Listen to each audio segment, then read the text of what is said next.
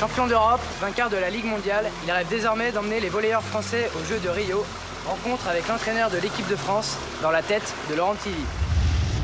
C'est une main de fer dans un gant de velours. Un homme discret, mais ambitieux, qui a su imposer sa méthode pour installer l'équipe de France de volley au plus haut niveau mondial. Pour Esprit Bleu, Laurent Tilly se confie.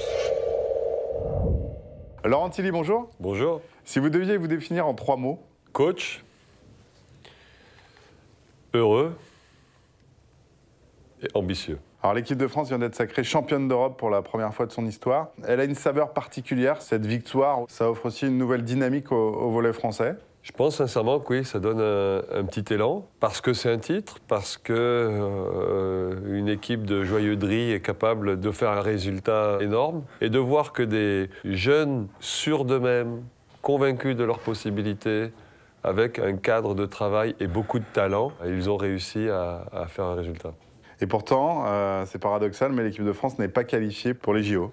Oui, bah c'est le problème du volleyball. La fédération internationale n'autorise pas de qualification directe, donc le champion du monde n'est pas qualifié, le champion d'Europe n'est pas qualifié, et on doit passer par des tournois de qualification qui sont très très compliqués.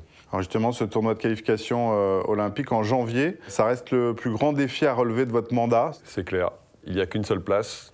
Le deuxième et le troisième auront un repêchage. On a essayé de se préparer pour ce tournoi-là. C'est limite plus dur que les JO en eux-mêmes. C'est clair, 100% vrai. La team Yavbou, c'est un collectif atypique. Vous avez dit qu'avec eux, parfois, il faut composer. Vous pouvez nous expliquer? Ce qui m'intéresse, c'est qu'ils soient bons et performants sur le terrain, à l'entraînement, en muscu, en vidéo et surtout sur les matchs.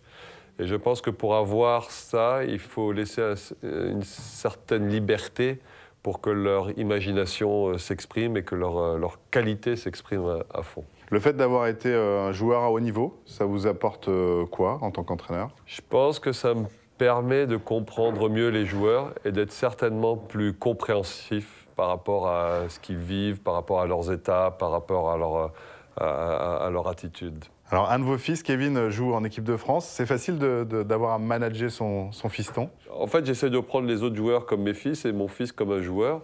Sauf que c'est vrai que je le connais plus que les autres. Donc peut-être que je suis plus sensible à certains regards ou à certaines attitudes. Mais j'espère qu'on a trouvé une bonne relation. Pour finir, je vais vous demander de fermer les yeux et de vous projeter à Rio l'été prochain. Vous êtes en finale des Jeux, balle de match, la France est au service. Décrivez-nous la scène.